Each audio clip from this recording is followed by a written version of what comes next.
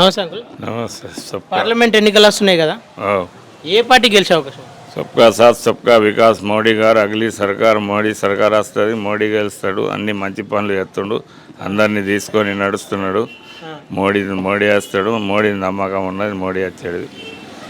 మోడీకి అందరు ముస్లింలు వ్యతిరేకం ఉంటారు అంటారు. వ్యతిరేకం అంటే ఎవరు స్నేహితం చేయని వాళ్ళు వ్యతిరేకం అంటారు. స్నేహితం చేసిన వాళ్ళకి ఎందుకు వ్యతిరేకం ఉంటుంది అన్న?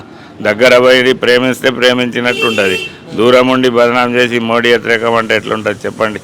వ్యతిరేకం ఉండి ఇన్ని ఏళ్ల సంది సంవత్సరాల నుంచి చేస్తుండు ఏమన్నా వెళ్ళి అవుతున్నాయా? మంచిగా నడతలేదా? మంచిగా బతుకుతలేమా? హాయిగా ఉంటున్నాం, హాయిగా ఉన్నాం, హాయిగా వంటున్నాం, హాయిగా లేస్తున్నాం, బేరం చేసుకుంటున్నాం మంచిగా. అంటే ఈ ప్రాంతంలో నేను తిరిగినప్పుడు కాంగ్రెస్ అంటేనే కాంగ్రెస్ తప్ప ముస్లింలు వేరే పార్టీ వైపు ఉండరు అంటారు కదా, నువ్వు బీజేపీ అని చెప్తావు. బీజేపీ అంటే ఎవరెవరి సిద్ధాంతాలు వేరే ఉంటాయి తమ్మి. నా సిద్ధాంతాలు ఏంటి? నేను దగ్గర పోతున్నా, కలుతున్నా, అందరు మంచిగా పనులు అవుతున్నాయి, పనులు చేసుకుంటున్నాము. ఎవరి దగ్గర పోక అట్టిగా బదనాం చేస్తే ఎట్లా చెప్పు? అన్నం మంచిగా ఉన్నాడని మంచిగా కలిసిమెలిసి ఉండగా అన్న బాగాలేడు, అన్న ఇట్లా చేస్తాడు అట్లా చేస్తాడు అంటే నువ్వు పోతలేవు, పోయి అడగాలి అన్న ధర ఏమున్నది ఏంది అని.